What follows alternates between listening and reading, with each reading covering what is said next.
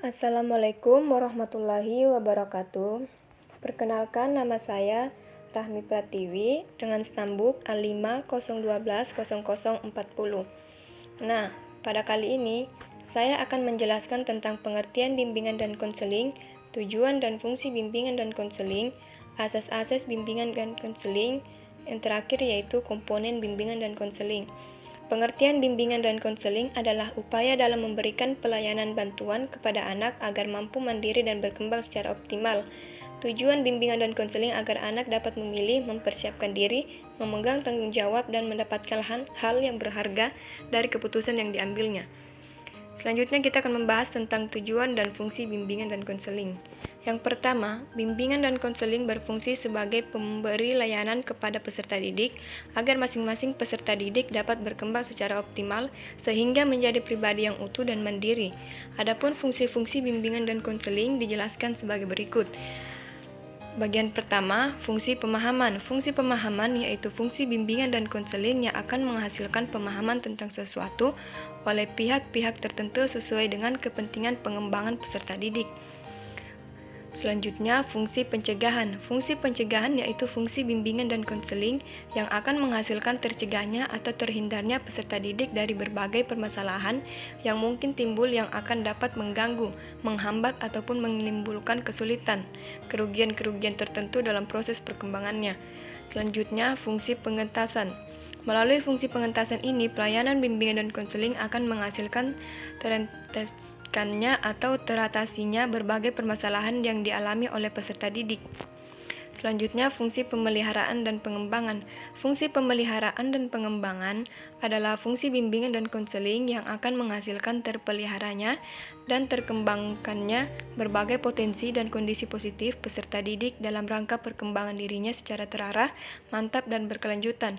Selanjutnya, fungsi advokasi. Fungsi advokasi yaitu fungsi bimbingan dan konseling yang akan menghasilkan teradvokasi atau pembelaan terhadap peserta didik dalam rangka upaya pengembangan seluruh potensi secara optimal.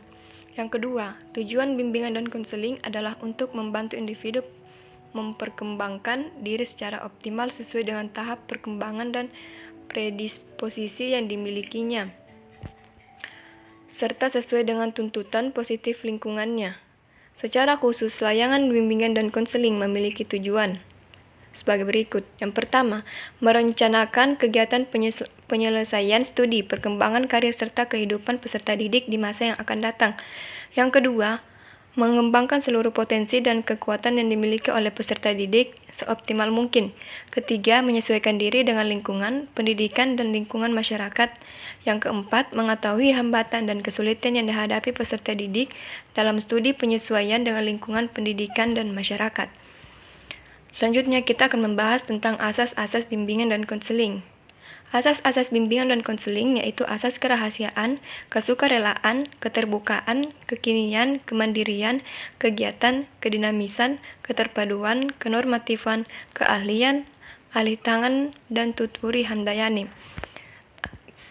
Mari kita lihat secara detail penjelasannya.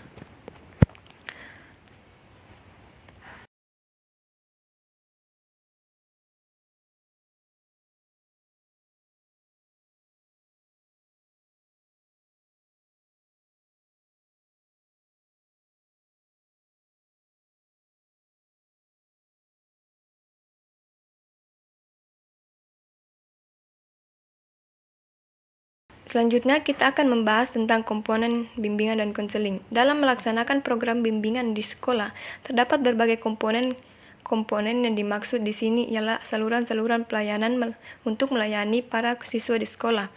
Komponen program bimbingan dan konseling: pengumpulan data, pemberian informasi, dan orientasi, penempatan, konseling termasuk pengiriman, konsultasi, evaluasi program.